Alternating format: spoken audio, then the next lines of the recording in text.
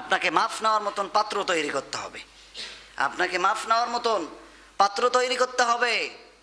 সম্মানিত মুসল্লিবৃন্দ, এই রমাদান মাসে আপনাকে আমাকে আল্লাহর কাছ থেকে মাফ নিতে হবে। এই রমজান মাস এমন একটি মাস, যখনই আল্লাহ তাআলার কাছে হাত তুলবেন তখনই আল্লাহ তাআলা আপনার দোয়াকে মঞ্জুর করে নেবেন।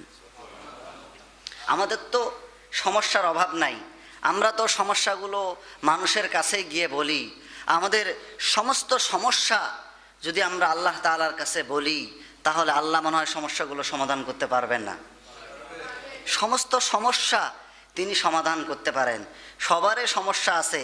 আপনি মানুষকে আপনার দিলের সমস্ত সমস্যাগুলো যেমন করে বোঝার চেষ্টা করেন না কেন, আপনার যে সমস্যা পুরোপুরি মানুষকে বোঝাতে পারবেন না, পরিপূর্ণভাবে বুঝবেন না। আপনার মনের কষ্টটা আপনি হয়তোবা কিছুটা ফিল করবেন যে আমি তাকে বোঝাইতে পেরেছি, কিন্তু মূল কষ্টটা আলিমুম বিদাতিস সুদূর, যিনি আপনার অন্তরের খবর রাখেন, ওয়া নাহনু আকরাবু ইলাইহি মিন হাবলিল ওয়ারিদ, যিনি আপনার ঘাড়ের সঙ্গে শাহরগ যেমন কাছে, তার চাইতে কাছে যিনি থাকেন, তাকে কেন আপনি বলতে পারেন না, তার কাছে কেন আপনি চাইতে পারেন না? এটাই আপনার আমার জন্য দুর্ভাগ্য।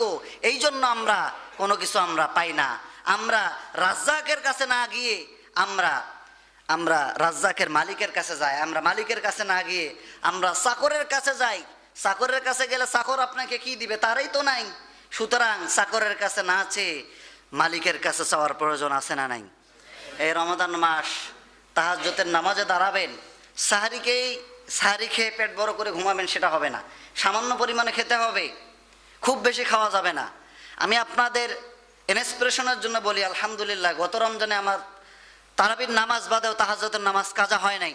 ইনশাআল্লাহ এবারও আমার এখন পর্যন্ত কাজা হয় নাই। নিয়ত করেছি এই আল্লাহ তাআলার এই রমাদান মাসে পুরো মাসে আমি তাহাজ্জুদ আদায় করব। আপনারাও, আপনাদেরকে বলার উদ্দেশ্য হচ্ছে আপনি তাহাজ্জুদের নামাজে দাঁড়িয়ে যান। আল্লাহ, আমার মেয়েটা বাসার মধ্যে আছে, আমার মেয়েটার আল্লাহ বিয়ে হয় না, আল্লাহ সৎপাত্রের বন্দোবস্ত করো। আল্লাহ ব্যবসা করি অনেক দিন থেকে, আল্লাহ ব্যবসার মধ্যে আমার বরকত নাই, আল্লাহ আমার ব্যবসাটাকে তুমি বরকতময় করে দাও। আল্লাহ চাকরি করি, আল্লাহ চাকরির মধ্যে প্রমোশন নাই, আল্লাহ আমার চাকরির প্রমোশন দিয়ে দাও। আল্লাহ অনেক ডাক্তার দেখিয়েছি, আল্লাহ মাফ হয় না, মাফ করতে পারি না, সব ডাক্তার ফেল। আল্লাহ তুমি বড় ডাক্তার, আল্লাহ তুমি আমাকে মাফ করো। সমস্ত সমস্যাগুলো যদি পুঙ্খানুপুঙ্খানুভাবে আপনি আল্লাহর কাছে চান, আল্লাহ মাফ করতে পারবেন না? আপনি 2 দিন চেয়ে হাঁপসি যান, আমরা হাঁপিয়ে যাই, কিন্তু সমস্ত নবী রাসূলরা দোয়া করেছিলেন।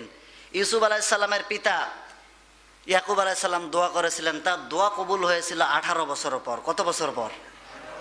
নবীর দোয়া। কার দোয়া? নবীর দোয়া। মুহাম্মদ সাল্লাল্লাহু আলাইহি সাল্লাম দোয়া করেছিলেন অনেক দিন, 8-10 বছর পর তার দোয়া কবুল হয়েছে। একদিন নবী সেজদার মধ্যে দাঁড়িয়েছেন, আবু জেহেলের সেজদার মধ্যে লুটিয়ে পড়েছেন। আমার নবীজি নামাজের মধ্যে দাঁড়িয়ে সেজদার মধ্যে লুটিয়ে পড়েছেন। আবু জেহেল উটের নাড়ি ভুড়ি নিয়ে এসে উতবা সাহেবারা নবীজির কাঁধের উপরে দিয়ে দিছে। নবীজি আর উঠতে পারছেন না। একজনকে খবর দেওয়া হলো, ফাতিমা তোমার বাবা, তার মাথার উপরে উটের নাড়ি ভুড়ি চাপিয়ে দেওয়া হয়েছে, তাকে সেখান থেকে উটের নাড়ি ভুড়ি উদ্ধার করে তাকে মুক্ত করা হলো। আমার নবীজি কাউকে খুব রাগান্বিত না হলে তিনি অভিশাপ দেন না। তিনি বললেন, আল্লাহ তাআলা যারা আমার উপরে এরকম করলো তাদেরকে তুমি ধ্বংস করে দাও, তাদেরকে তুমি শেষ করে দাও। আল্লাহ রসুল দোয়া করেছিলেন আপনার হচ্ছে সেদিন, কিন্তু দোয়া কবুল হয়েছে বদরের ময়দানে। দোয়া কবুল হয়েছে কখন? বদরের ময়দানে। অনেক দিন পর বদরের ময়দানে তারা জাহান্নামের মধ্যে, মুসলমানেরা তাদেরকে জাহান্নামের মধ্যে পাঠিয়ে দিয়েছেন। বিশ্বনবীজি যিনি আঙ্গুল ইশারা করলে চাঁদ দ্বিখণ্ডিত হয়ে যান, যিনি হাত উঠাতে দেরি দোয়া কবুল হতে দেরি নাই, তারও দোয়া করতে দেরি, সময় ক্ষেপণ করেছেন একজন, তিনি কে? ধৈর্যের পরীক্ষা নিয়েছেন, তিনি কে? আল্লাহ। আল্লাহ বলেছেন যে ওয়াকালা রাব্বুকুম, তোমার রব বলছে উদউনি আস্তাজিব লাকুম, আমাকে ডাকো আমি তোমার ডাকে সাড়া দেবো। আল্লাহ কখন সাড়া দেবে সেটা তার ব্যাপার, তিনি কবুল করবেন সেটা তার ব্যাপার। চাওয়ার দায়িত্ব কার? আমার। চাওয়ার দায়িত্ব কার? আমাদের।